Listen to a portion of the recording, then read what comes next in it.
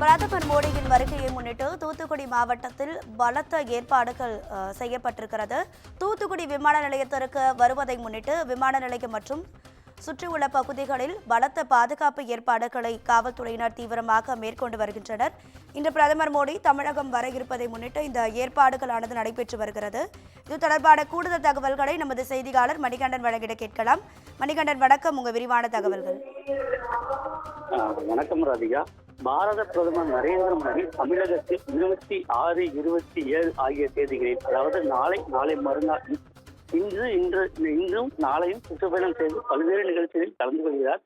அதில் ஒரு பகுதியாக இன்று இரவு சுமார் 8 மணி அளவில் மாலத்தீவில் இருந்து தனி விமானம் மூலம் தூத்துக்குடி விமான நிலையத்திற்கு வருகை தரும் மோடி விமான நிலைய வளாகத்தில் அமைக்கப்பட்டுள்ள விழா மேடையில் கலந்து கொண்டு 452 கோடி ரூபாய் மதிப்பில் விரிவாக்கம் செய்யப்பட்ட தூத்துக்குடி விமான நிலையம், இதனைத் தொடர்ந்து 2357 கோடி மதிப்பீட்டில் அமைக்கப்பட்ட சேத்தியாத்தோப்பு சோழப்புரம் பகுதி தேசிய திட்டத்தையும் திறந்து வைக்கிறார்.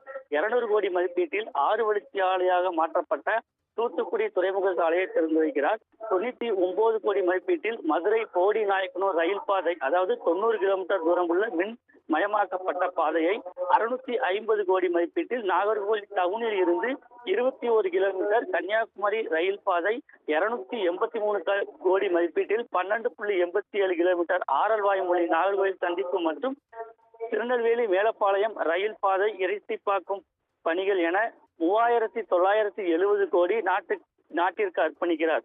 மேலும் 548 கோடி மதிப்பீட்டில் கூடங்குளம் அலகு 3 மற்றும் 4 மின்சாரத்தை வெளியேற்றுவதற்கான இன்ட்ரஸ்ட் டிரான்ஸ்மிஷன் சிஸ்டம் கீழ் உள்ள மின் பரிமாற்ற அமைப்பு பணிகளுக்கு அடிக்கல் நாட்டுகிறார். மொத்தம் 4518 கோடி மதிப்பான திட்டப்பணிகளாகும்.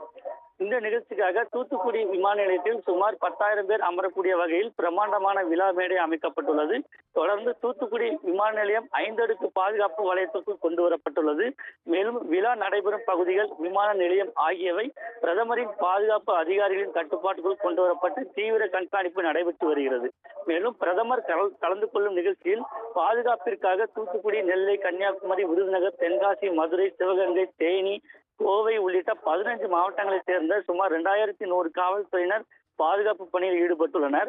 மேலும் கடலோர பாதுகாப்பு குழும போலீசார் மன்னார் வளைகுடா கடல் பகுதியில் ட்ரோன் மூலம் கண்காணிப்பில் ஈடுபட்டு வருவதுடன் 3 ரோந்து படகுகள் மூலம் சுமார் 75க்கும் மேற்பட்ட போலீசார் தீவிர கண்காணிப்பில் ஈடுபட்டு வருகின்றனர்.